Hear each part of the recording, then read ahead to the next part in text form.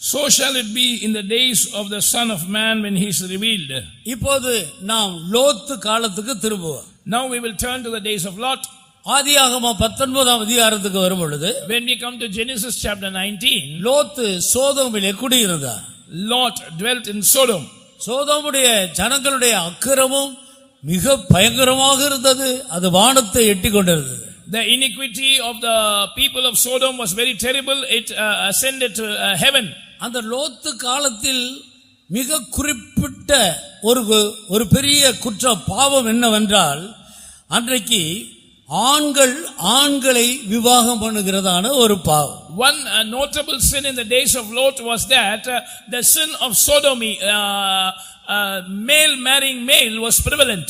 ஓரினை சேர்க்கை என்று சொல்லப்படுகிறது. It is called the same sex marriage.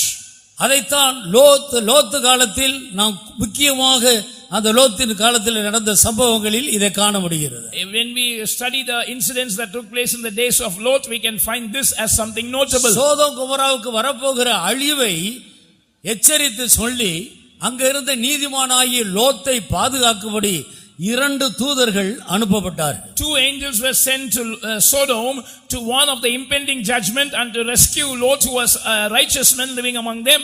அந்த தூதர்கள் லோத்துடைய வீட்டை நோக்கி போகும்போது, when the angels were headed towards the house of Lot, லோத்து ஓடி வந்து அவர்களோடு இப்படி சொல்லுகிறார். Lot came running to them and said, ஆண்டவன்மாரே, நீங்கள் இந்த ராவிலே தெருவிலே தங்க வேண்டாம், என்னுடைய வீட்டுக்கு வாருங்கள் என்று அழைக்கிறார். Lord said, you need not stay in the street tonight, come into my house.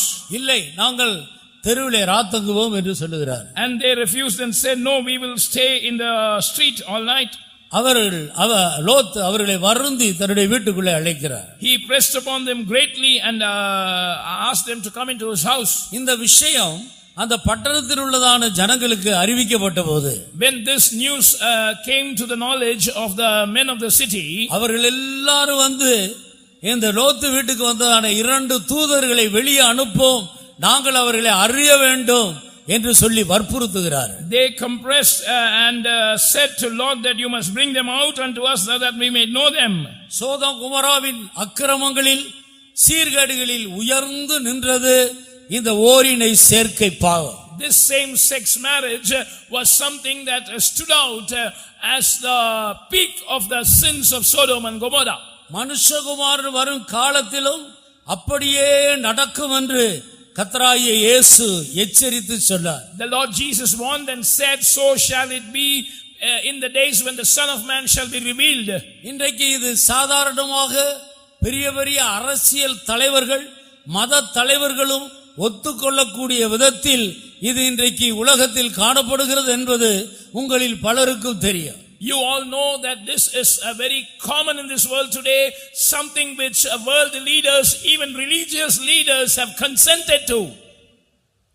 இந்த விஷயத்தில் திருமணம் செய்து வைக்காத சபையில் உள்ள கிறிஸ்தவ போதகர்களையும் கூட அவர்கள் சிறைச்சாலையில் அடைத்துக் கொண்டு வருகிறார்கள். There are incidents when the church leaders who refuse to conduct same church marriages have been arrested and put in prison. இப்படிப்பட்ட இந்த சீர்கேடான இந்த திருமணம் இன்றைக்கு முழு உலகத்திலேயும் பெரிய பெரிய ஆட்களால் கௌரவமான ஒன்றாக கருதப்படுகிற காலம். This corrupt way of marriage is considered something good and royal by chief and eminent men of this world. மனுஷகுமாரன் வரும் காலத்தில் அப்படியே நடக்கிறது. Jesus said, so shall it be in the days when the Son of Man is revealed. இதை வைத்து இது மனுஷகுமாரன் வரும் காலம் என்பதை நாம் தெளிவாக உறுதிப்படுத்தப்படுகிறது. We are able to clearly substantiate that these are indeed the days when the Son of Man shall come. இது எல்லாரும் அறிந்த ஒன்று. Everyone knows it. இந்த பாவம் இன்றைக்கு சாதாரணமாக மனிதர்கள் மத்தியில் வளர்ந்து வருகிறது. This sin is growing very ordinarily amongst human beings these days. உங்களுடைய சிந்தனைக்காக ஒரு காரியத்தை உங்களுக்கு முன் வைக்கிறேன். I am just putting a thought for your mind. மனிதனை தவிர ஆகாயத்து பறவைகளோ, ஊரும் பிராணிகளோ, காட்டு மிருகங்களோ இப்படிப்பட்ட பாவத்துக்கு உட்படுமா என்று சிந்தித்து பாருங்கள். Just imagine whether creeping things or the beasts of the field or the birds of the air would engage in same sex marriage like human beings. ஒரு மிருகமோ ஒரு ஊரு பிராணியோ ஒரு பறவையோ அப்படிப்பட்ட விவாகம் பண்ணி கொள்வதில்லை. No animal, no bird, no creeping things engage in such marriage. இன்றைக்கு மனிதர்கள் ஞானிகள் என்று சொல்லியும் பைத்தியக்காரராக இப்படிப்பட்ட காரியங்களை செய்து கொண்டு வருகிற காலம். Professing themselves to be wise men have become fools and they are engaging in such things. மிருகத்தை விட மோசமான ஒரு ஆவி மனிதனை பற்றி கொண்டிருக்கிறது. A spirit more wicked than the spirit that is of animals has taken hold of mankind. ஆனபடியால் இது மனுஷகுமாரன் வரும் காலம் என்பதை தேவனுடைய பிள்ளைகள் மிக உறுதிப்படுத்திக் கொண்டு ஜீவிக்க வேண்டும். So children of God must make very sure that this is indeed the days of the Son of Man's appearing, and you must live a careful life. இப்படிப்பட்ட அக்கிரமங்களுக்கெல்லாம் நாமும் நம்முடைய பிள்ளைகளும் விலகி தங்களை காத்துக்கொள்ள வேண்டியது அவசியம். We ourselves and our children must separate and preserve ourselves from such iniquities.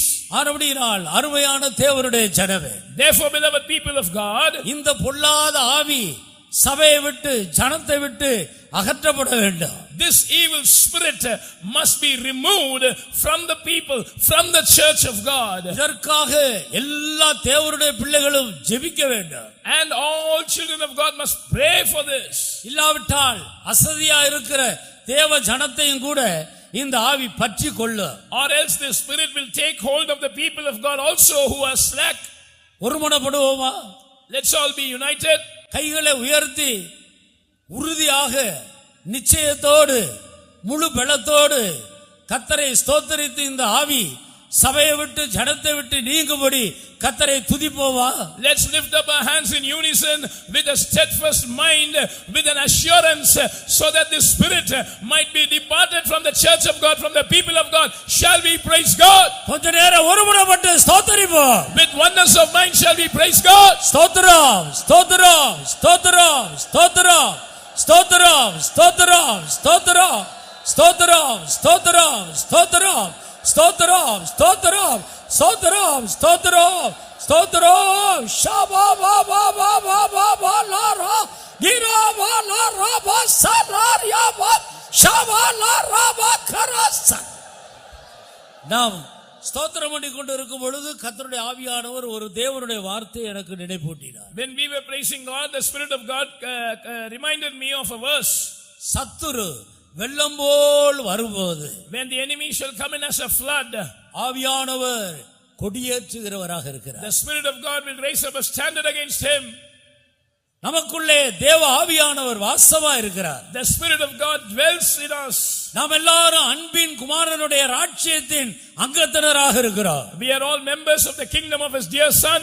சபைக்கு விரோதமாய், against the church, தேவ ஜனத்துக்கு விரோதமாய், against the people of God, சத்துரு இப்படிப்பட்ட பாவங்களை கொண்டு வெள்ளம் போல் வரும்போது, bearing these sins, when the enemy comes against the flood, ஆவியானவர் அவருடைய ஜனத்தை குறித்து கவலை இல்லாமல் இருக்கிறார் என்று யோசிக்கிறீர்களா? do you think that the Spirit of the Lord is careless about his own people? அவர் அமைதியா இருக்கிறார் என்று யோசிக்கிறீர்களா? do you think that he is silent? தன்னுடைய சொந்த இரத்தத்தால் சம்பாதித்த சபையை குறித்து அவர் எப்படி அமைதியா இருக்க முடியும்? how can he remain silent concerning his church purchased of his own blood? ஒருமனப்படுவோம். Let's be united. நமக்குள்ளிருந்து தேவ ஆவியானவர் கொடியேற்ற விரும்புகிறார். The Spirit of God from within us wants to raise up a banner. இந்த ஆவிகளை நிர்மூலமாக்கி சபையை கர்த்தருக்கு நேராக வழிநடத்தும்படி நமக்காக யுத்தம் செய்யும்படி தேவ ஆவியானவர் எழுப்பி இருக்கிறார். And the Spirit of God has risen to fight for us, to destroy these spirits and to lead the church towards the coming of the Lord. எத்தனை தேவனுடைய பிள்ளைகள் தங்களுக்குள்ள இருக்கிற தேவ ஆவியானவரை எழுப்ப போகிறோம்? How many children of God are going to kindle the Spirit of God in them? ஆவியானவரை எழுப்பி கொடி ஏற்றட்டும். Let the Spirit of God rise up and raise up a banner. Shaba.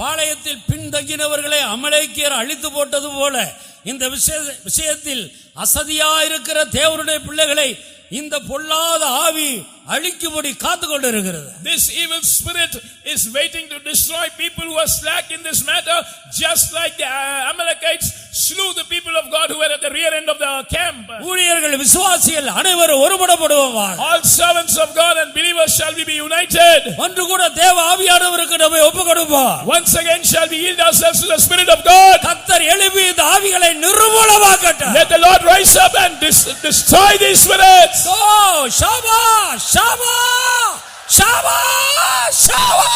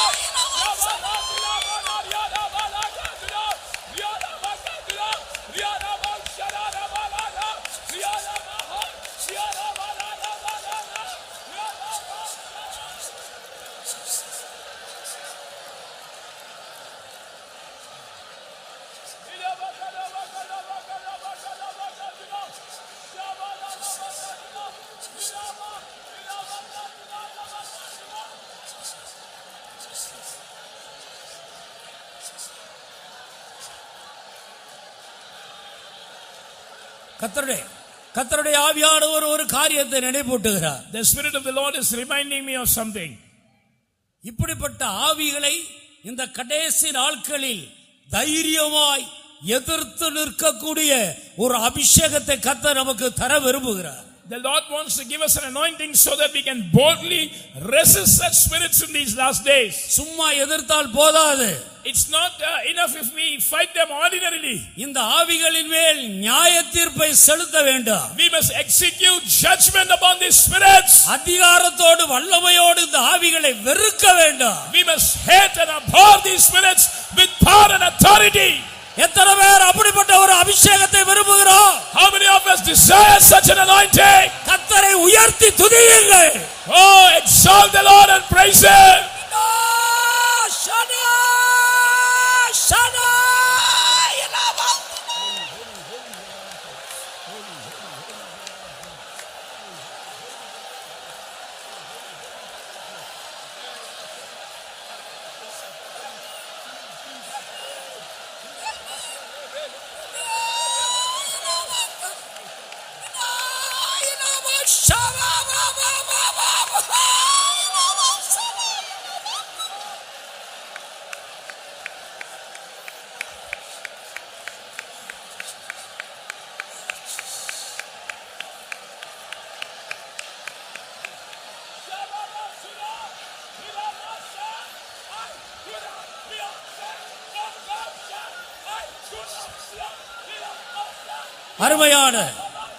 அருமையான தேவனுடைய ஊழியரே, தேவனுடைய ஜனமே, beloved servants of God, beloved people of God, இனி நம்மால் மௌனமாய் இருக்க முடியாது. we cannot afford to be silent hereafter. இப்படிப்பட்ட ஆவிகளை காணும்போது, when we see such spirits, புனக்காஸ் எழும்பி சபையின் நடுவில் போய் அந்த ஆவிகளை குத்தி கொன்று போட்டது போல இந்த பொல்லாத ஆவிகளை அழிக்கக்கூடிய ஒரு வைராக்கியத்தின் ஆவியை கர்த்தர் தந்திருக்கிறார். The Lord has given a spirit of zeal that was found in Phinehas to rise up in the midst of the congregation and to go and destroy those spirits. இனி உன்னால் அமைதியா இருக்க முடியாது. Henceforth you cannot be silent.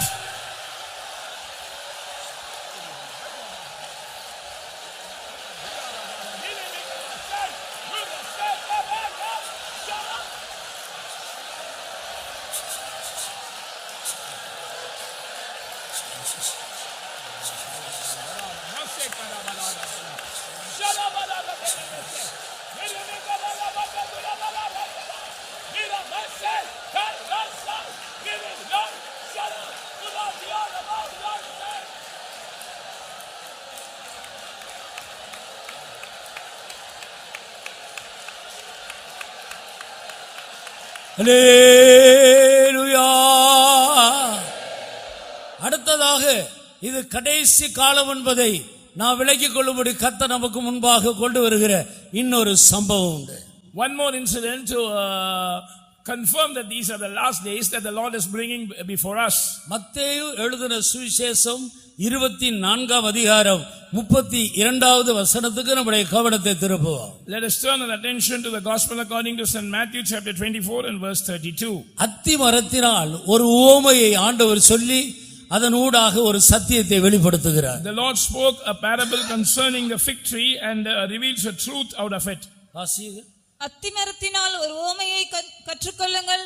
அதிலே இளங்கிளை தோன்றி துளிர் விடும்போது வசந்த காலம் சமீபமாயிற்று என்று அறிவீர்கள். அப்படியே இவைகளையெல்லாம் நீங்கள் காணும்போது அவர் சமீபமாய் வாசல் அருகே வந்திருக்கிறார் என்று அறியுங்கள். இவைகளையெல்லாம் நீங்கள் காணும்போது அவர் சமீபமாய் வாசல் அருகே வந்திருக்கிறார் என்பதை அறியுங்கள். So likewise when ye shall see all these things, know that he is near, even at the doors. அத்திமரத்தினால் ஒரு உவமையை கற்றுக்கொள்ளுங்கள். Learn a parable of the fig trees. அத்திமரம் துளிர் விடும்போது when his branches yet tender, வசந்த காலம் சமீபமாய் இருக்கிறது போல, you know that the spring or the summer is nigh. மேலே சொல்லப்பட்ட காரியங்களை நீங்கள் வீட்டில் போய் வாசித்து பாருங்கள். அவைகளெல்லாம் சம்பவிக்கிறதை நீங்கள் காணும்போது, when you see the incidents that are mentioned in the verses above that இதோ happening in the last days, இதோ மனுஷகுமாரன் வாசல் அருகே வந்து விட்டார் என்பதை அறிந்து கொள்ளுங்கள். likewise know that the son of man has come even at the doors. இந்த உவமை யாரை குறித்து சொல்லப்பட்டது? About whom is this parable spoken of? இஸ்ரவேல் யூத ஜனங்களை குறித்து சொல்லப்பட்டது. It is spoken about the Israelites or the Jews. யூதர்கள் சிதறடிக்கப்பட்டு சொந்த நாட்டை இழந்து முழு உலகத்துக்கும் பரவி போனதை நாம் அறிந்திருக்கிறோம். We know that the Jews were scattered, they lost their homeland and were scattered to all the ends of the earth. மனுஷகுமாரன் வரும்போது, when the son of man shall come, அவருடைய வருகையின் காலத்தை நாம் நினைவு கூறும்படியாக, in order to be reminded of the days of his coming, அத்திமரம் துளிர் விடுகிறது போல இந்த யூதர்கள் எங்கெல்லாம் சிதறப்பட்டு உதிர்ந்து போனார்களோ அந்த இடங்களில் இருந்தெல்லாம் அவர்கள் முழு உலகத்திலிருந்து புறப்பட்டு தங்களுடைய சொந்த தேசத்தில் வந்து குடியேறுவார்கள். when the branches yet tender and putteth forth leaves, the Jews who were scattered to different places across the earth will come back to their homeland. அது அவர்கள் சிதறப்பட்டது உண்மை. It is true that they were scattered. இப்போது முழு உலகத்திலிருந்து அவர்கள் திரும்பி தங்களுடைய சொந்த தேசத்துக்கு வந்து அவர்கள் குடியேறி இருக்கிறதும் உண்மை. It is also true that they have been gathered together to their homeland and they are starting to inhabit it from different places of the globe. இதெல்லாம் படித்தவர்கள், வேதத்தை நன்றாக வாசித்தவர்களுக்கு நன்றாக தெரியும். Those who have read the Bible well and those who are educated about the things of the world know this. அத்திமரம் துளிர் விட்டு விட்டது. Now the fig tree has blossomed. யூதர்கள் தங்களுடைய சொந்த தேசத்துக்கு திரும்பி விட்டார்கள். The Jews have returned to their homeland. இன்றைக்கு அவர்கள் எல்லாரும் ஒன்றாய் சேர்ந்து முழு உலகத்தை எதிர்க்கக்கூடிய பலமுள்ளவர்களாக தங்களை பலப்படுத்திக் கொண்டே இருக்கிறார்கள். Today they have been united and they are strengthening themselves to come to a position to confront the whole world. இதை நீங்கள் காணும்போது, when you see this, இந்த இஸ்ரவேல் ஜனங்கள் ஒரு சிறு கூட்டமா இருந்தாலும் பெரிய பெரிய நாடுகளும் அவர்களை கண்டு பயப்படுகிறார்கள். though Israel is a small population, big world nations are afraid of Israel. அவர்கள் மேல் கை வைக்க பயப்படுகிறார்கள். They are afraid to lay hands on Israel. கர்த்தருக்கு ஸ்தோத்திரம். Praise be to God. இப்படிப்பட்ட நாட்களை நீங்கள் காணும்போது, when you see such days, இதுதான் மனுஷகுமாரன் வாசலருகே வந்து நிற்கிற காலம் என்பதை நீங்கள் அறிந்து கொள்ளுங்கள் என்று ஆண்டவர் சொன்னார். know that these are the days when the son of man is come and standing at the door. ஆனபடியால் இதற்கு பின்பும் இது கடைசி காலம்தானா, மனுஷகுமாரன் வருகிற வேலையா இது என்று சொல்லி நாம் சந்தேகப்படுகிறோமா? And after hearing all this, are we still doubting that whether it is the last days, whether it is the days of the appearing of the Son of Man?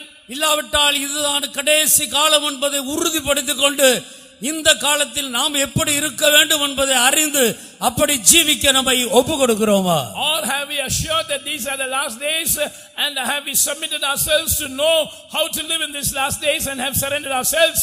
அருமையானவர்களே, இது கடைசி காலம் என்பதில் எந்த சந்தேகமும் இல்லை. Beloved ones, there is no doubt whatsoever that these are the last days. இது மனுஷகுமாரன் வரும் காலம் தான் என்பதில் நமக்கு எந்த சந்தேகமும் இருக்க வேண்டிய அவசியமும் இல்லை. We need not have any doubt that these are indeed the days of the appearing of the Son of Man. இன்னும் ஒரு காரியத்தையும் கூட ஆண்டவர் நமக்கு நினைப்பூட்டி, இதுதான் கடைசி காலம், மனுஷகுமாரன் வரும் காலம் என்பதை நமக்கு உறுதிப்படுத்தி கொடுக்கிறார். The Lord is reminding us of another thing and is confirming that these are the last days of the appearing of the Son of Man. 2 தீமோத்தேயுவின் புத்தகம் 3ஆம் அதிகாரம் முதல் வசனத்திலிருந்து வாசி.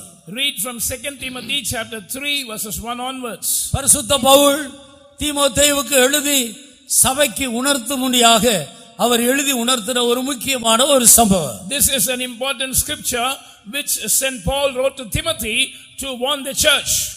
மேலும் கடைசி நாட்களில் கொடிய காலங்கள் வருமென்று அறிவாயாக. எப்படியெனில் மனுஷர்கள் தற்பிரியராயும் பணப்பிரியராயும் வீம்புக்காரராயும் அகந்தையுள்ளவர்களாயும் தூஷிக்கிறவர்களாயும் தாய் தகப்பன்மார்க்கு கீழ்ப்படியாதவர்களாயும் நன்றி அறியாதவர்களாயும் பரிசுத்தமில்லாதவர்களாயும் சுவாப அன்பில்லாதவர்களாயும் இணங்காதவர்களாயும் அவதூறு செய்கிறவர்களாயும் இச்சை அடக்கமில்லாதவர்களாயும் கொடுமையுள்ளவர்களாயும் நல்லோரை பகைக்கிறவர்களாயும் துரோகிகளாயும் துணிகரமுள்ளவர்களாயும் இருமாப்புள்ளவர்களாயும் தேவ பிரியராயிராமல் சுகபோக பிரியராயும் தேவ பக்தியின் வேஷத்தை தரித்து அதன் பலனை மறுதலிக்கிறவர்களாயும் இருப்பார்கள். இப்படிப்பட்டவர்களை நீ விட்டு விலகு. கர்த்தருக்கு ஸ்தோத்திரம். Praise be to God. இங்கே 19 காரியங்கள் சொல்லப்பட்டிருக்கிறது. 19 things are mentioned here. இந்த கடைசி நாட்களில் மனிதர்களை வஞ்சிக்கிற 19 பொல்லாத ஆவிகள், 19 evil spirits that are deceiving human beings in the last days. இந்த ஒவ்வொரு காரியத்துக்கு பின்பாகவும் ஒரு பொல்லாத ஆவி இருக்கிறது. Behind every evil characteristic there is an evil spirit. மனிதர்களுடைய சுபாவங்கள் எவ்வளவு கொடுமையாக மாறுகிறது என்று பாருங்கள். Look at how cruel human nature is becoming. அவர்கள் தற்பிரியராய் தன்னை பிரியப்படுத்தும்படி முதலாவது முக்கியத்துவம் கொடுக்கிறார்கள். First of all, they prioritize pleasing themselves, or they are lovers of their own selves. கிறிஸ்தவம் போதிக்கிற ராஜரீக பிரமாணம் என்ன? What is the royal law that the Christianity teaches? உன் முழு இருதயத்தோடு, முழு ஆத்மாவோடு, உன் முழு மனதோடு, உன் முழு பலத்தோடு தேவனாகிய கர்த்தரிடத்தில் அன்பு கூறுவாயாக. Love the Lord thy God with all your strength, with all your soul, with all your mind and with all your heart. ஒவ்வொரு மனிதரும் தங்களுடைய முழு பலத்தோடு ஆண்டவரை தங்களுக்கு முன்பாக வைத்து அவரை நேசிக்க வேண்டும். இது முதலாம் பிரதான கற்பனை. The first and greatest commandment is that the Lord must be kept in the forefront of their life, and they must love the Lord their God, Lord their God with all their mind, with all their heart, with all their strength and soul. உன்னிடத்தில் அன்பு கூறுகிறது போல உன் பிறனிடத்திலேயும் அன்பு கூறுவாயாக என்கிற வேத வாக்கியம் போதிக்கிற ராஜரீக பிரமாணம் என்று ஒரு பிரமாணத்தை யாக்கோபு தெளிவாக எடுத்து சொல்லுகிறார். James the apostle explains about a royal law that the word of God teaches, saying that you shall love thy neighbor as thyself. ஆனபடியால் ஆண்டவருடைய பிரமாணம் நம்மில் நாம அன்பு கூறுகிறது போல மற்றவர்களிடத்திலே பிறரிடத்திலே அன்பு கூற வேண்டும். So the commandment of the Lord is that we must love our neighbors as ourselves. இந்த பிரமாணத்துக்கு விரோதமாக சாத்தான் கொண்டு வருகிற காரியங்களை பாருங்கள். So look at what Satan brings against this royal law. மனிதர்களை தற்பிரியமுள்ளவர்களாக மாற்றுகிறார். He makes men to love their own selves. ஒரு புருஷன் அவருடைய சொந்த சரீரம் தான் மனைவி என்று வேதம் சொல்லுகிறது. About a man, the word of God says that the wife is his own body. தன் சொந்த சரீரத்தை பகைத்தவன் ஒருவனும் இல்லையே. There is none that hates his own body. ஆனால் இன்றைக்கு சொந்த மனைவிக்கு தெரியாமல் துரோகம் பண்ணுகிறவர்கள், சொந்த கணவனுக்கு தெரியாமல் துரோகம் பண்ணுகிறது சாதாரண காரியமாகிவிட்டது. But it is a very common thing that without the knowledge of the wife, the husband is treacherously dealing with her, and without the knowledge of the husband, the wife is treacherously dealing with him. தங்களுடைய சொந்த விருப்பத்தை நிறைவேற்றுவதற்கு மனைவியை கொலை செய்கிறார்கள், புருஷனை கொலை செய்கிறார்கள், பிள்ளைகளையும் கொலை செய்கிறார்கள், பிள்ளைகள் பெற்றோர்களையும் கொலை செய்து விடுகிறார்கள். They dare to kill their husbands and wives and even their children, and sometimes children venture to kill their parents in order to fulfill their own desire.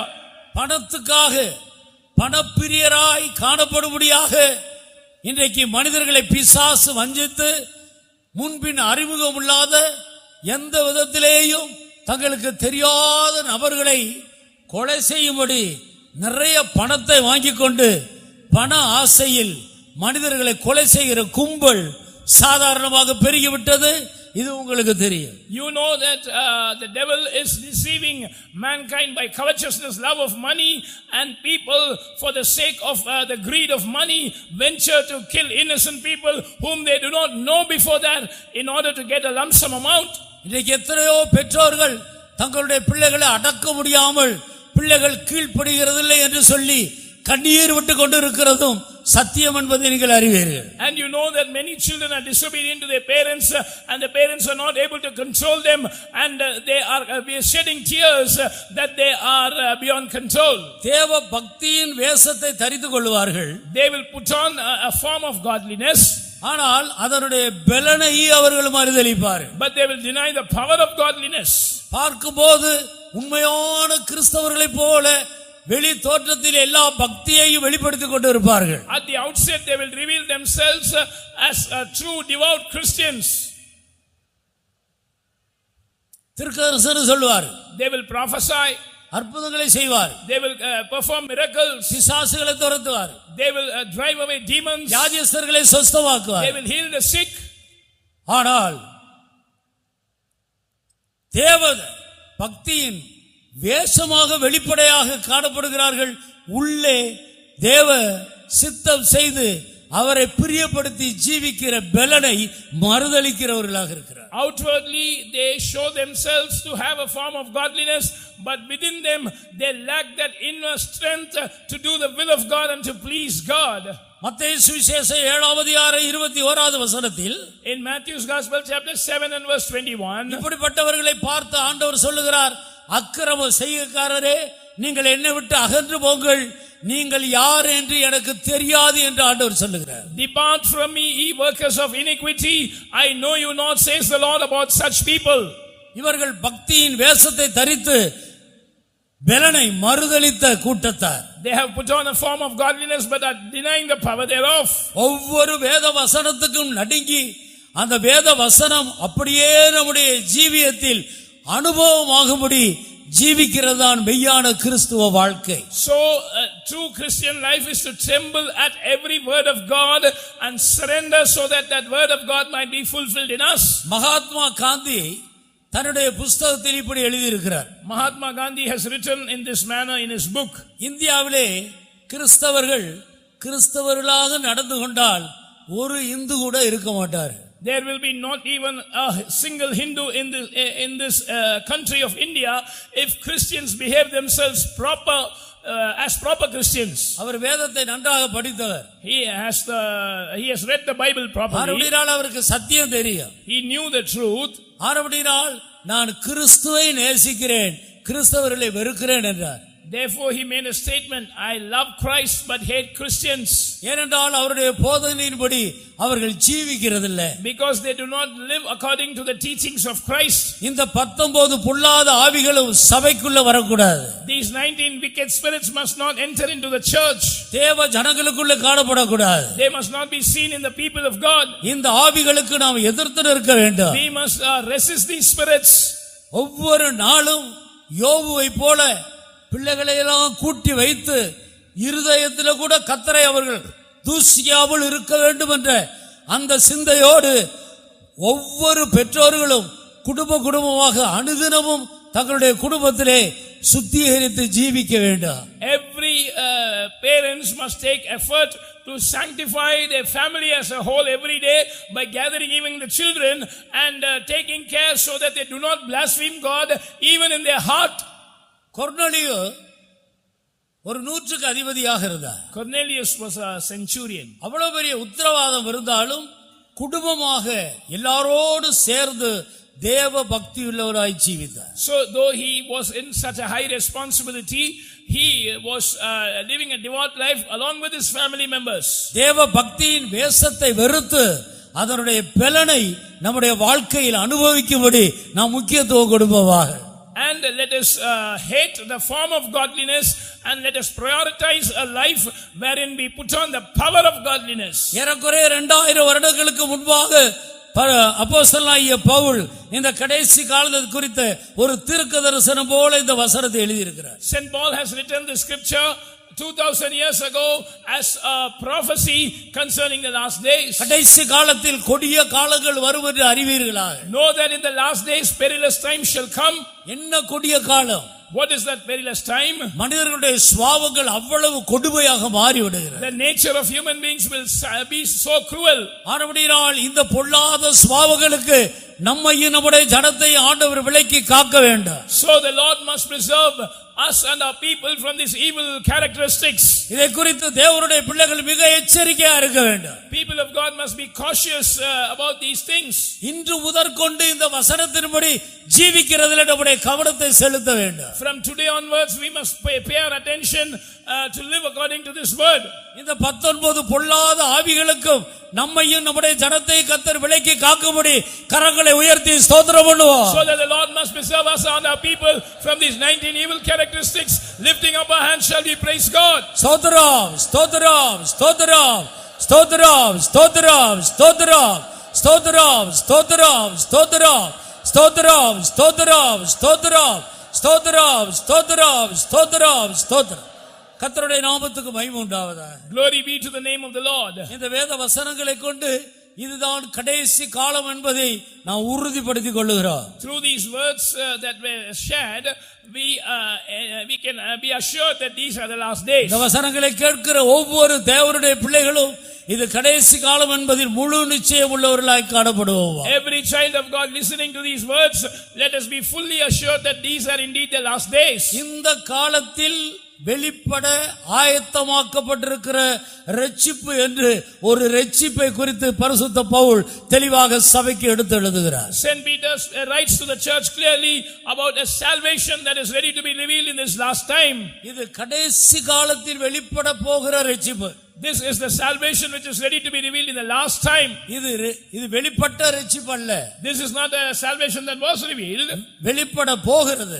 It is going to be revealed. அப்படியானால் இது என்ன இரட்சிப்பு? If that be so, what is this salvation? இது பாவ மன்னிப்பாகிய ஆத்தும இரட்சிப்பு அல்ல. This is not the salvation of our soul, which is the forgiveness of sins. 2000 வருடங்களுக்கு முன்பாக நம்முடைய அருமை இயேசு மாம்ச சரீரத்தில் வெளிப்பட்டு பாவிகளை இரட்சிக்கும்படி அவர் இந்த பூமிக்கு வந்தார். 2000 years ago, Jesus was revealed in the body of flesh and he came into this earth in order to save sinners. மனிதர்களுடைய பாவங்களை சுமந்தார். He carried the sins of mankind. பலவீனங்களையும் நோய்களையும் ஏற்றுக்கொண்டார். He accepted the weaknesses and sicknesses of mankind. சாபங்களை சுமந்தார். He bore the curse of man. துக்கங்களை சுமந்தார். He bore the sorrows of man. மனிதர்களுடைய பாரங்களை சுமந்தார். He bore the burdens of man. மனிதன் மேல் விழுந்த மரண தண்டனையை தான் ஏற்றுக்கொண்டார். And he took the sentence of death upon man that was upon man upon himself. இவ்விதமாக மனிதனுக்காக எல்லாவற்றையும் கல்வாரியில் செய்து முடித்து இந்த பாவ மன்னிப்பாகிய இரட்சிப்பை இலவசமாக மனுக்குலத்துக்கு கொடுத்து விட்டார். In this manner he accomplished everything on the cross of Calvary for the sake of mankind and has given this forgiveness of sin, which is the salvation, freely to man as a gift. இது 2000 வருடங்களுக்கு முன்பு வெளிப்பட்ட இரட்சிப்பு. This is the salvation that was revealed 2000 years ago. ஆனால் இங்கே சொல்லப்பட்டிருக்கிற இந்த இரட்சிப்பு இந்த கடைசி காலத்தில் வெளிப்படுவதற்காக ஆயத்தமாக்கப்பட்டிருக்கிறது. But the salvation that is mentioned here is a salvation that is ready to be revealed in the last time. அது இந்த காலத்தில் வெளிப்பட போகிறது. That is going to be revealed in these days. ஆனபடியால் இது கடைசி காலம் என்பதை உறுதிப்படுத்திக் கொண்ட தேவனுடைய பிள்ளைகள் அந்த இரட்சிப்பை பெற்றுக்கொள்ளும்படி நம்முடைய கவனத்தை அதற்கு நேராக திருப்ப வேண்டும். So the people of God who have been assured that these are the last days must turn our attention towards that final salvation which is ready to be revealed in the last time. இதுதான் ஆத்தும இது சரீர மீட்பாகிய சரீரத்துக்கென்று கர்த்தர் வைத்திருக்கிறதான அந்த மறுரூபம்.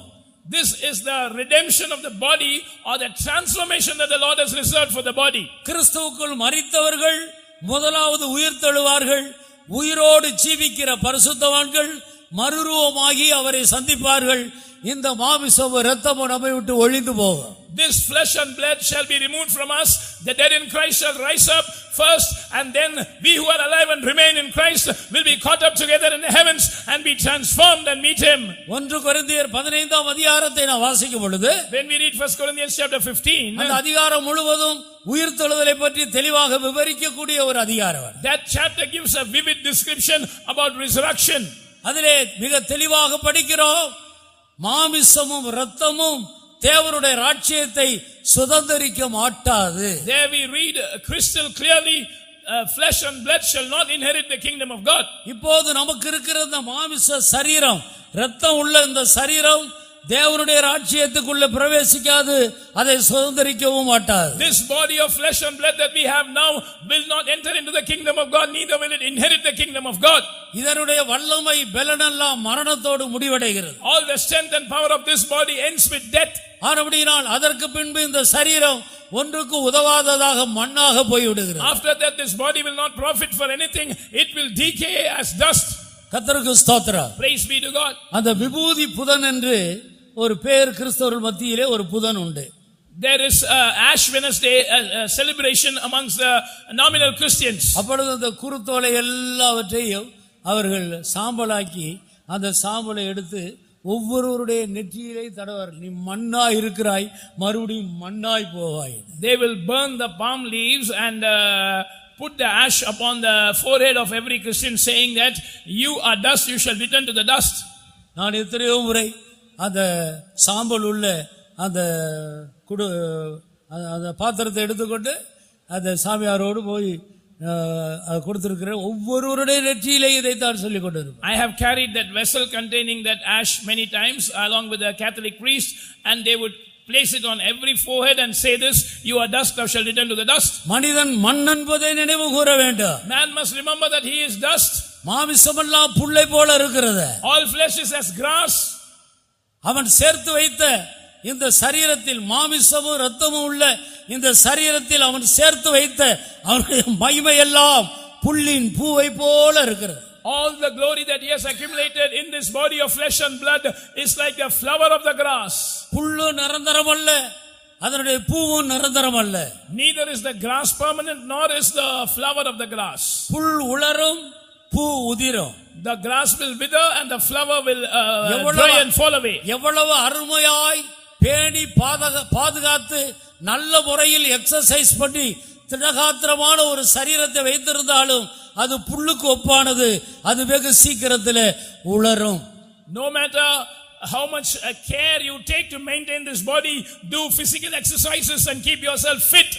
One day, as the flower of the grass, it will wither and fall away. நீங்கள் ஐஸ்வரியத்தை சேர்த்து வைத்து மிகுந்த ஒரு ஐஸ்வரியவான் என்ற பெயர் பெற்றிருக்கலாம். You can accumulate riches and have the name that you are a highly rich person. ஓடி ஓடி பிரயாசப்பட்டு ஒலிம்பிக் வீரர் என்ற ஒரு பெயரை, ஒரு மகிமையை சம்பாதித்து வைத்திருக்கலாம். You might be a good runner, you might have a glory that you are an Olympic racer. தங்களை அழகுபடுத்தி ஜீவித்து உலக அழகன் அழகி என்ற பெயரை சம்பாதித்து வைத்திருக்கலாம். You can beautify and adorn yourself and have the title of Mr. World or Miss World. Music கலையிலே தேறினவர்களாகி சிறந்தவர் என்ற ஒரு பெயரை பெற்றிருக்கலாம். You might be a person highly skilled in music and have the name of a musician. இதெல்லாம் இந்த மாமிச சரீரத்தில் மனிதர்கள் தேடி வைத்திருக்கிற மகிமை. All this is the glory that people have sought after and accumulated in the body of flesh. இதை வேத வசனம் பூவுக்கு ஒப்பிடுகிறது. The word of God compares this to the flower. பூ உதிர்கிறது போல இந்த மகிமை எல்லாம் உதிர்ந்து போகும். Just like the flower falls away, all this glory will fall away. ஆனபடியால் பிரியமானவர்களே, Therefore, beloved, இந்த மாமிசமும் இரத்தமும் தேவனுடைய ராஜ்யத்தை சுதந்தரிக்காது. this flesh and blood will not inherit the kingdom of God. இனிமேலாயிலும் இந்த புல்லுக்கும் இந்த புல்லான மனிதன் சேர்த்து வைக்கிற உலக பிரகாரமான இந்த மகிமைக்கும் நம்மை விலக்கி காத்துக்கொண்டு தேவ வசனங்களுக்கு நடுங்கி வசனத்தின்படி நம்முடைய ஜீவியத்தை கட்டி எழுப்புவோம். At least hereafter let us not give importance to this body of flesh which is as grass and the glory which is as the flower of the grass, and let us give importance to the word of God.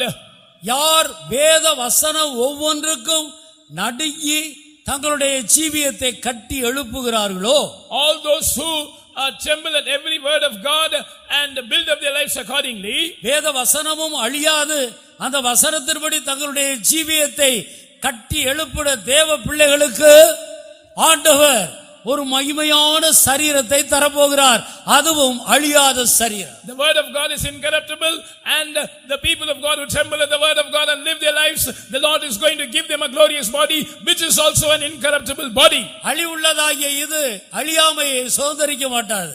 This corruptible shall not put on incorruption. கனவீனமான இது கனத்துக்குரியதை சோதரிக்காது. This wild body shall not put on a body of glory. பலவீனமான இந்த சரீரம் பலமுள்ள சரீரமாய் மாறாது. And this weak body will not become a strong body. வேத வசனத்துக்கு நடுங்கி ஜீவித்த அந்த ஜீவியம் இருக்கிறதே, அந்த ஜீவியம் தான் நமக்கு ஒரு மகிமையான சரீரத்தை கொண்டு வர போகிறது. Our life of having trembled before the word of God is going to bring us a glorious body. அதை குறித்து தான் நாம் இங்கே வாசிக்கிறோம். It is about this that we read here. கடைசி காலத்தில் வெளிப்பட ஆயத்தமாக்கப்பட்டிருக்கிற ரட்சிப்பு, Salvation which is ready to be revealed in the last time. பிலிப்பியர் 3ஆம் அதிகாரம் 20-21 வசனத்தில் பரிசுத்த பவுல் பிலிப்பியருக்கு தெளிவாக எடுத்து சொல்லுகிறார். In Philippians chapter 3 verses 20 and 21, Saint Paul clearly writes to the church at Philippi. நம்முடைய குடியிருப்பு பரலோகத்தில் இருக்கிறது. Our conversation is in heaven. Madurai Chennai அல்ல நம்முடைய குடியிருப்பு. Madurai or Chennai is not a habitation. சரீரத்தில் இருக்கிறதுனால இந்த பூமியில ஒவ்வொருவரும் ஒவ்வொரு ஊர்ல இருக்கிறோம். Because we are present in this earth in our physical body, we are residing in some town or city. ரட்சிக்கப்பட்ட அபிஷேகப்பட்ட தேவனுடைய பிள்ளைகளுக்கு நிலையான நகரம் இங்கே இல்லை. For saved and spirit baptized children of God, we have no continuing city here. இது அழியக்கூடிய அசையக்கூடிய உலகம். This is a world that will shake, that will be destroyed. தேவன் நமக்கு அசைவில்லாத ராஜ்யத்தை வைத்திருக்கிறார். The Lord has kept an immovable kingdom for us. நிலையான நகரம் இனி வரப்போகிறது. That which is steadfast and abides will come hereafter. இந்த உலகம் நிலையான நகரம் அல்ல. The world here is not a steadfast city for us. இதிலே தேவனுடைய பிள்ளைகள் மிக தெளிவுள்ளவர்களாக இருக்க வேண்டும். Children of God must have a clarity about this. நம்முடைய நிலையான நகரத்துக்குள்ளே நாம் பிரவேசிக்கும்படி, For us to enter into that continuing city, அசைவில்லாத ராஜ்யத்தை சுதந்தரிக்கும்படி, till we inherit so that we can inherit the immovable kingdom of God. இந்த அற்பமான சரீரம் அவருடைய மகிமையான வல்லமையான செயலின்படி மகிமையான ஒரு சரீரமாக மாற வேண்டும். This wild body, according to the working whereby he is able to subdue all things unto himself, must be fashioned unto his glorious body. வேதவசனத்தை வாசி. Read that verse. நம்முடைய குடியிருப்போ பரலோகத்தில் இருக்கிறது. அங்கே இருந்து கர்த்தராயிருக்கிற இயேசு கிறிஸ்து என்னும் இரட்சகர் வர எதிர்பார்த்து கொண்டிருக்கிறோம். அவர் எல்லாவற்றையும் தமக்கு கீழ்ப்படுத்திக் கொள்ளத்தக்க தம்முடைய வல்லமையான செயலின்படியே நம்முடைய அற்பமான சரீரத்தை தம்முடைய மகிமையான சரீரத்துக்கு ஒப்பாக மறுரூபப்படுத்துவார். அல்லேலூயா. இப்போது இருக்கிறது அற்பமான சரீரம். The body that we have now is a wild body. இது பரலோகத்துக்குள்ள போகாது. It will not enter into heaven. ஆனால் பரலோகத்துக்குள்ள போகும்படி ஒரு மகிமையான சரீரத்தை தேவன் ஒவ்வொருவருக்காக ஆயத்தம் பண்ணி வைத்திருக்கிறார். But God is preparing a glorious body that will enter into heaven for all of us. அது இப்போது ஆவிக்குரிய சரீரமாக நமக்குள்ள மறைந்து இருக்கிறது. Now it is hidden within us as a spiritual body. இந்த அற்பமான மாமிசத்துக்குரிய சரீரத்தை எந்த அளவுக்கு வேத வசனங்களுக்கு நாம் கீழ்ப்படுத்தி வேத வசனங்களுக்கு நடுங்கி ஜீவிக்க ஒப்பு கொடுக்கிறோமோ அதை பொறுத்து ஒவ்வொருவருக்கும் மகிமையான சரீரம் கொடுக்கப்படுகிறது. The glorious body will be given to everyone according to the level of how much we subdue this body of flesh which is wild to tremble at every word of God and live accordingly. நீங்கள் 30 என்ற அளவில் வேத வசனங்களுக்கு இந்த சரீரத்தில் இருக்கிற நாட்களில் கீழ்ப்படிந்தால் நீங்கள் நித்தியத்திலே புதிய பூமி என்ற ஒரு இடத்துக்கு தான் போக முடியும். If you obey to the word of God 30-fold in the days when you are in the body of flesh, in eternity you can only go to that habitation which is called new earth. 60 என்ற அளவுக்கு கீழ்ப்படிந்தால் புதிய வானத்துக்குள்ள போகலாம். If you obey 60-fold you can enter into new heaven. 100 கீழ்ப்படிந்து ஜீவித்தால் புதிய எருசலேம் சீயோனுக்குள்ள போகலாம். If you obey 100% you can enter into Zion and New Jerusalem. ஆனபடியால் இந்த நித்திய மகிமை நமக்கு இவ்விதமாக வைக்கப்பட்டிருக்கிறது. This eternal glory is reserved for us in this manner. ஆனபடியால் அருமையானவர்களே, Therefore beloved, நமக்காக மகிமையான சரீரம், ஒரு சரீர மீட்பு என்கிறதான அந்த ரட்சிப்பு இந்த கடைசி நாட்களில் வெளிப்பட போகிறது. So we have a precious body, a redemption of that body which is going to be revealed in the last days. அந்த தரிசனத்தோடு நமக்கு இனிமேல் இருக்கிற இந்த கொஞ்ச காலத்தை நல்ல முறையில் பயன்படுத்திக் கொண்டு இந்த சரீரத்தில் வேத வசனங்களுக்கு அப்படியே ஒப்பு கொடுத்து ஜீவிக்க முன்னுக்கு வருவோமாக. having that vision before us, let us make optimum use of the little time that is before us and surrender ourselves to obey the word of God as it is 100%. இதை குறித்து பரிசுத்த பவுல் எபிரேயருக்கு எழுதின நிருபம் 9ஆம் அதிகாரம் 27-28 வசனத்தில் இவ்விதமாக சொல்லுகிறார். About this, and Paul writes to the Hebrew church in chapter 9 verses 27 and 28. வாசியுங்கள். அன்றியும் ஒரே தரம் மரிப்பதும் பின்பு நியாய தீர்ப்படைவதும் மனுஷருக்கு நியமிக்கப்பட்டிருக்கிறபடியே கிறிஸ்துவும் அநேகருடைய பாவங்களை சுமந்து தீர்க்கும்படிக்கு ஒரே தரம் பலியிடப்பட்டு தமக்காக காத்து கொண்டிருக்கிறவர்களுக்கு இரட்சிப்பை அருளும்படி இரண்டாம் தரம் தரிசனமாவார். கர்த்தருக்கு ஸ்தோத்திரம். Praise be to God. இந்த வசனத்தை நாம் நன்றாக கவனிக்கும் போது, when we pay attention to this word of God carefully, அநேகருடைய பாவங்களை சுமந்து தீர்க்கும்படி இயேசு கிறிஸ்து ஒருமுறை கல்வாரியிலே பலியாக ஒப்பு கொடுத்தார். Christ was once offered to bear the sins of many, once on the cross. அது ஒவ்வொருவரையும் ரட்சிக்கும்படியாக, அவருடைய ஆத்துமாவிலே ரட்சிப்பை கொடுக்கும்படி, பாவ மன்னிப்பை தரும்படி அவர் பலியானார். He was offered as a sacrifice to give the forgiveness of sin or the salvation of the soul to everyone. பிள்ளைகளாகிய மனிதர்கள் மாமிச சரீரத்தில், மாமிசமும் இரத்தமும் உள்ள சரீரத்தில் இருக்கிறபடியினால் அவர்களை ரட்சிக்கும்படி, அவருடைய ஆத்துமாவை மீட்கும்படி அவரும் கூட மாமிச சரீரம் உள்ள இரத்தத்திலே வெளிப்பட்டார். For as much then as the children are partakers of flesh and blood, he also himself likewise took part of the same, that is in the body of the flesh, in order to give them the salvation of soul. அந்த ஆத்தும ரட்சிப்பு என்கிற முதல் வேலை கல்வாரியில் முடிவடைந்தது. That first step of the salvation of soul was fulfilled on the cross. ஆனால் இப்பொழுது இரண்டாம் முறை அவர் வெளிப்பட போகிறார். Now he is going to appear the second time. அது யாருக்காக? For whom? பாவம் இல்லாமல் ஆவலோடு காத்து கொண்டிருக்கிற பரிசுத்தவான்களுக்கு சரீர மீட்பை கொடுக்கும்படி அவர் இரண்டாம் முறை தரிசனமாவார். He will appear for the second time without sin unto salvation, to grant the redemption of the body to the saints who are waiting without sin. இதுதான் கடைசி காலத்தில் வெளிப்பட ஆயத்தமாக்கப்பட்டிருக்கிற ரட்சிப்பு. This is the salvation ready to be revealed in the last time. நம்முடைய சரீர மீட்பை நாம் பெற்றுக்கொள்ள வேண்டும். We must receive the redemption of our body. இதை பெற்றுக்கொள்ளும்படியாக நாம் எப்படி ஜீவிக்க வேண்டும்? In order to receive this, how must we live? விசுவாசத்தை கொண்டு தேவ பலத்தால் இந்த மாமிச சரீரத்தில் இருக்கிற காலமெல்லாம் தங்களை காத்துக் கொள்ள வேண்டும். We must keep ourselves or maintain ourselves by faith through the power of God as long as we live in the body of flesh. வேற எந்த விதத்திலேயும் காத்துக்கொண்டால் இந்த சரீரம் மகிமையான சரீரமாக மறுரூபம் அடையாது. If it is maintained in some other way, this vile body will not be transformed into a glorious body. விசுவாசத்தை கொண்டு தேவனுடைய பலத்தால் நம்மை காத்துக்கொள்ள வேண்டும். We must keep ourselves by faith through the power of God. என்ன விசுவாசம்? What is that faith? இயேசு என் பாவங்களை சுமந்தார். Jesus carried my sins.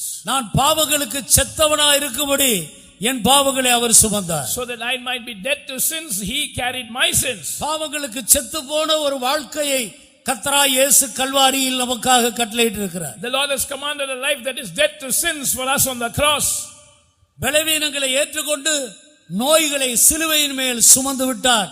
அவருடைய தழும்புகளால் நாம் குணமாக்கப்பட்டிருக்கிறோம். He has taken our infirmities and carried our sicknesses upon his body on the cross. By his stripes we are healed. இது இரண்டாவது விசுவாசம். This is the second faith. ஆனபடியால் நாம் பலவீனப்படும் போது, வியாதிப்படும் போது வேற எந்த விதத்திலேயும் நம்மை காத்துக்கொள்ள பிரயாசப்படக்கூடாது. So when we fall ill or when we are weak, we must not endeavor to keep ourselves in any other way. உன் தேவனாகிய கர்த்தருடைய சத்தத்தை நீ கவனமாய் கேட்டு, If you will hearken diligently to the voice of the Lord thy God, அவர் பார்வைக்கு செம்மையானவைகளை செய்து, if you will do that which is right in his sight, அவருடைய கட்டளைகளுக்கு செவி கொடுத்து, if you hearken to his commandments, அவருடைய நியமங்கள் யாவையும் கைக்கொண்டால், and observe all his statutes, எகிப்தியருக்கு வரப்பண்ணின வியாதிகளில் ஒன்றையும் நான் உனக்கு வரப்பண்ணுவதில்லை என்று ஆண்டவர் வாக்கு பண்ணி இருக்கிறார். The Lord has promised, saying, I will put none of these diseases upon thee which I have brought upon the Egyptians. தேவனுடைய பிள்ளைகள் வியாதிப்படும் போது, பலவீனப்படும் போது, Children of God, when you fall sick or when you are becoming weak, இந்த நான்கு காரியங்களை நிதானிக்க வேண்டும். you must discern these four things. நம்மை நாம் நிதானித்து அறிந்தால் நாம் நியாயம் தீர்க்கப்படும். If we judge ourselves, if we discern ourselves, we shall not be judged. அவருடைய சத்தத்தை கவனமாய் கேட்டிருக்கிறோமா? Have we hearkened diligently to the voice of the Lord our God? Saul ஆண்டவருடைய சத்தத்தை கவனமாய் கேட்காமல் போனதினாலே சவுலுடைய ராஜ்யபாரம் கிழிக்கப்பட்டது. And Saul's kingdom was rent because he did not hearken diligently to the voice of the Lord his God. நீ இரக்கம் காட்டாமல் அமலேக்கியரை அழித்து போடு. You must not show mercy upon the Amalekites, but must destroy them. மனிதர்களையும் மிருகங்களையும் ஒன்றையும் நீ மீதி வைக்காதே. You must not spare any human being or cattle. அந்த சத்தத்துக்கு கவனமாய் செவி கொடுக்காமல், not hearkening diligently to that voice. முதல் தரமானவைகளை இரண்டாவது தரம் உள்ளவைகளையும் அவன் வைத்துவிட்டு மற்றவைகளை ஒழித்தார். And he spared that which was of the first quality and the second quality, and he destroyed the others. அது அவனுக்கு ஒரு பெரிய நியாய தீர்ப்பாய் மாறிற்று. That became a great judgment for him. ஆனபடியால் அருமையானவர்களே, Therefore, beloved, கர்த்தருடைய சத்தத்தை நாம் கவனமாய் கேட்கிறோமா என்று நிதானிக்க வேண்டும். so we must examine ourselves if we hearken diligently to the voice of the Lord. நம்முடைய பார்வைக்கு செம்மையாய் தோன்றுகிறது அல்ல, கர்த்தருடைய பார்வைக்கு செம்மையானவைகளை செய்கிறோமா என்பதை கவனிக்க வேண்டும். We must observe and see whether we do that which is right in the Lord's sight and not in our own. உன்னுடைய திருமணம் ஆண்டவருடைய பார்வையில் செம்மையாய் நடந்ததா என்று நிதானித்து பார். You must examine whether your marriage took place as something right in the presence of God. நீங்கள் திருமணம் பண்ண போகிறவர்களும் இது ஆண்டவருடைய பார்வைக்கு செம்மையாய் வசனத்தின்படி இருக்கிறதா என்பதை நிதானித்துக்கொள். And when you are going to get married also, you must examine whether it is right in the sight of God. அவருடைய பார்வைக்கு செம்மையானவைகளை செய்து, do that which is right in his sight. அவருடைய கட்டளைகள் எல்லாவற்றுக்கும் செவி கொடுத்து, and hearken, give ear to his commandments. அவருடைய நியமங்களை கைக்கொண்டால், and observe all his statutes, ஒரு வியாதியும் வராது. no sickness will come. அப்படி வந்தாலும், even if it comes, நீ உன்னை நிதானித்து அறிந்தால் நானே உனக்கு பரிகாரியாயிருப்பேன். if you examine yourself, I am the Lord that healeth thee. ஆண்டவருடைய அருமையும் மேன்மையான வாக்குத்தத்தங்களை பாருங்கள். Look at the exceeding great and precious promises of God. ஆனபடியால் பிரியமானவர்களே, therefore dearly beloved, அந்த மகிமையான சரீர மீட்பை பெற்றுக்கொள்ளும்படி நாம் இவ்விதமாய் ஜீவிக்க வேண்டும். so we must live in this manner to receive that precious redemption of the body. வேத வசனத்தின்படி நம்முடைய ஜீவியத்தை கட்டி எழுப்பி விசுவாசத்தை கொண்டு தேவ பலத்தால் நம்மை காத்துக்கொள்ள வேண்டும். so we must build our lives according to the word of God and must be kept by the power of God through faith. 2 பேதுருவின் புத்தகத்திலே நாம் படிக்கிறோம், ஜீவனுக்கும் தேவ பக்திக்கும் தேவையான எல்லாவற்றையும் ஆண்டவர் அவருடைய திவ்ய வல்லமையிலே வைத்திருக்கிறார். We read in 2 Peter that God has kept everything needed for life and godliness in his divine power. நாம் உயிரோடு இருக்கிற காலமெல்லாம் நமக்கு தேவையான எல்லாம் பரிசுத்த ஆவியினுடைய வல்லமைக்குள்ளே இருக்கிறது. and all that we need for a life and godliness as long as we are alive is contained in the power of the Holy Spirit.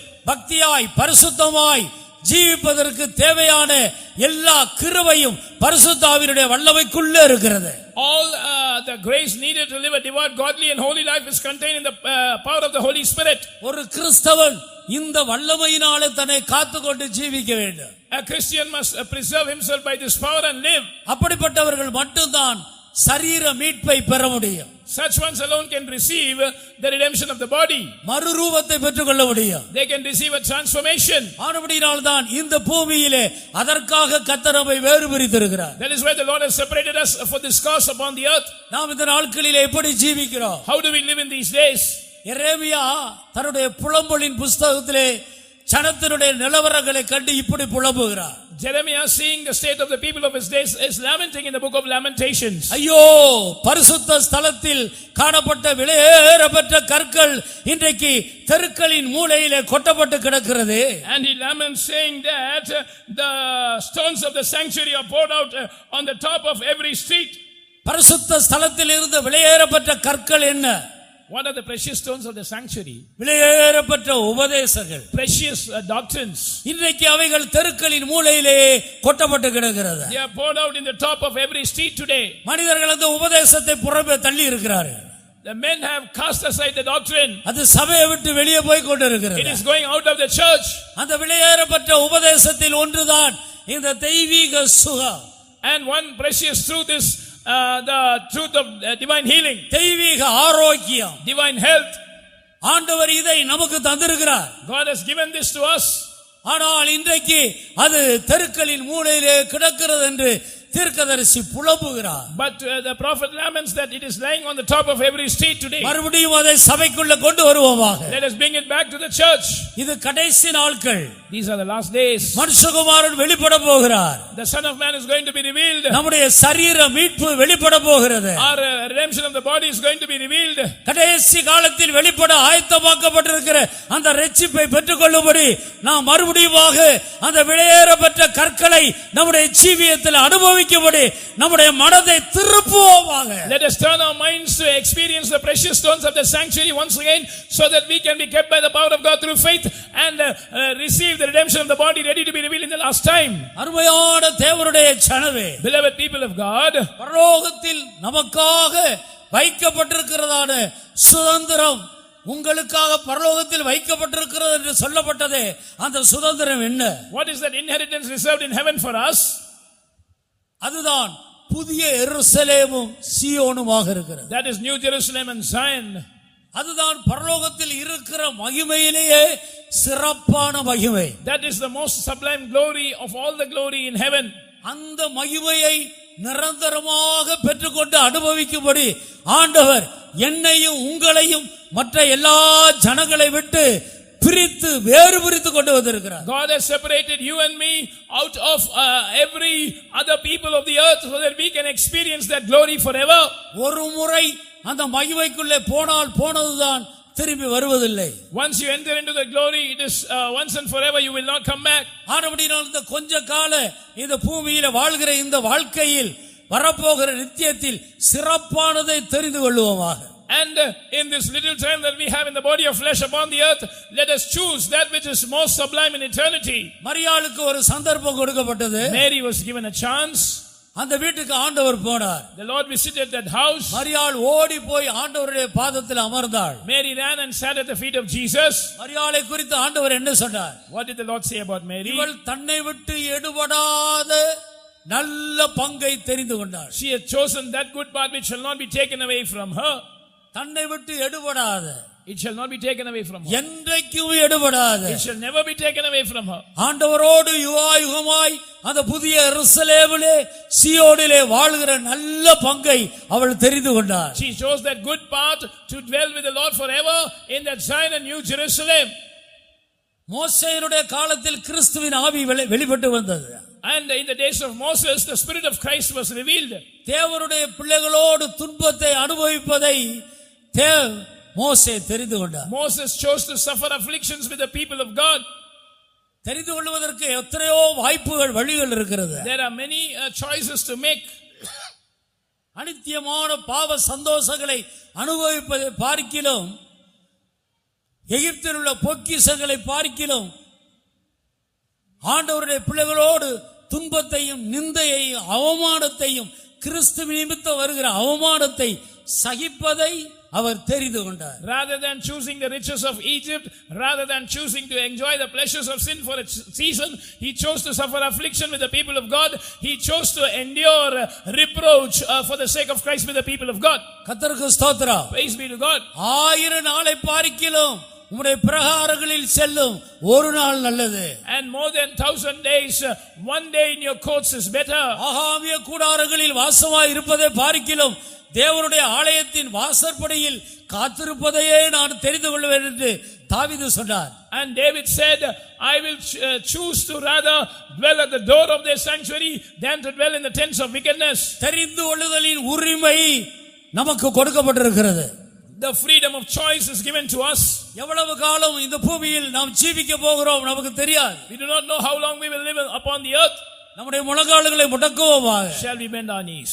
நம்முடைய கண்களை மூடுவோமாக. Shall we close our eyes? இந்த அனுபவமான விலையேறப்பட்ட நேரத்தை பிரயோஜனப்படுத்திக் கொள்வோமாக. This precious time, let's make use of it. அருமையான தேவனுடைய பிள்ளையே, Beloved child of God, இது எழுப்பி போகிற நேரம் அல்ல. this is not the time to rise up and walk away. உணர்ந்து ஆவியில் ஆண்டவரோடு அவருடைய ஆவியோடு இணைந்து கொள்ள வேண்டிய நேரம். This is the time to understand with proper conviction and join yourself with the Spirit of God. கண்களை மூடி ஆண்டவருக்கு ஒப்பு கொடுப்போமாக. Let's close our eyes and surrender ourselves to God. வாயை திறந்து கர்த்தரை துதிக்க ஆரம்பியுங்கள். Open your mouths and begin to praise God. இந்த சரீரத்தில் இருக்கிற நாட்களில், in the days that you are upon this earth, in this இந்த body, வேத வசனத்துக்கு நான் நடுங்கி ஜீவிப்பேன் என்று தீர்மானியுங்கள். make a decision that I will tremble at the word of God as I live. அருமையான தேவனுடைய பிள்ளையே, Beloved child of God, இது கடைசி காலம். these are the last days. இது கடைசி காலம். These are the last days. இனி ஒரு காலம் இல்லை. There are no more days. காலம் நிறைவேறிற்று. The time is fulfilled. தேவனுடைய ராஜ்யம் சமீபமாயிற்று. The kingdom of God is at hand. மனம் திரும்பி சுவிசேஷத்தை ஏற்றுக்கொள்ளுங்கள். Repent and accept the gospel. மகிமையின் சுவிசேஷமாகிய இந்த சரீர மீட்புக்கு அர்ப்பணியுங்கள். And surrender yourself to this glorious gospel, which is the redemption of the body. இனி காலம் செல்லாது. There is no more time. இது கடைசி காலம். It is the last days. கர்த்தரை துதிக்க ஆரம்பியுங்கள். Praise God. மனப்பூர்வமாய் கர்த்தருக்கு இந்த சரீரத்தை ஒப்புக்கொடுங்கள். Surrender your body willingly to the Lord. ஜீவ பலியாக ஒப்புக்கொடுப்போமாக. Surrender as a living sacrifice. உயிரோடு இருக்கும் போதே நம்முடைய சரீரத்தின் அவயவங்களை ஒவ்வொரு அவயவத்தையும் வேத வசனத்தின்படி ஜீவிக்க சமர்ப்பிப்போமாக. As we live, let's surrender every member of our body to live according to the word of God. ஆண்டவரே, உமக்கேற்ற ஒரு பரிசுத்தத்தை என் மனதில் தாரும். Lord, give me a holiness pertaining to you in my mind. உமக்கேற்ற ஒரு பரிசுத்தத்தை என் கண்களிலே தாரும். Give me a holiness according to you in உம்மை my eyes. போல ஒரு பரிசுத்தத்தை என் காதுகளிலே தாரும். Give me your holiness in my ears. என்னுடைய வாய் உமக்கேற்ற பரிசுத்தம் உள்ளதா இருக்கட்டும். Let my mouth have holiness according to you. என்னுடைய சரீரம், என்னுடைய கை கால்கள் அனைத்தும் உமக்கேற்ற பரிசுத்த ஜீவிய செய்யட்டும். Let my hands and feet live a holy life appropriate to you. அதற்காக என்னை ஜீவ பலியாக ஒப்புக்கொடுக்கிறேன். For that I surrender myself as a living sacrifice. நீங்கள் மனப்பூர்வமாய் ஒப்புக்கொடுக்கிறது எப்படி தெரியும்? How do you know that you are willingly surrendering yourself? ஒப்புக்கொடுத்த மாத்திரத்தில் தேவ ஆவியானவர் உங்களை பலப்படுத்துவார். As soon as you yield, the Holy Spirit will take control of you. ஒப்புக்கொடுத்த மாத்திரத்தில் ஒரு அபிஷேகம் வந்து இறங்கும். As soon as you yield yourself, an anointing will descend.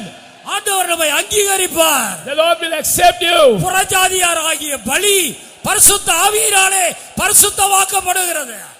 The offering above the Gentiles is sanctified by the Holy Ghost. தேவனுடைய பிள்ளையே, உணர்ந்து எழும்புவாயாக. O child of God, be convicted and arise. கடைசி காலத்தில் வெளிப்பட ஆயத்தமாக்கப்பட்டிருக்கிற ரட்சிப்பை பெற்றுக்கொள்வோமாக. Receive the salvation ready to be revealed in the last time. இந்த சரீரத்தை தேவனுடைய வல்லமைக்கு ஒப்புக்கொடுப்போமாக. Surrender this body to the power of God. பரிசுத்த ஆவியுடைய வல்லமை நம்முடைய ஆவி, ஆத்துமா, சரீரம் அனைத்தையும் ஆளுகை செய்யட்டும். Let the power of the Holy Spirit reign our spirit, soul and body entirely. தோ ஷபா பா பா பா பா லா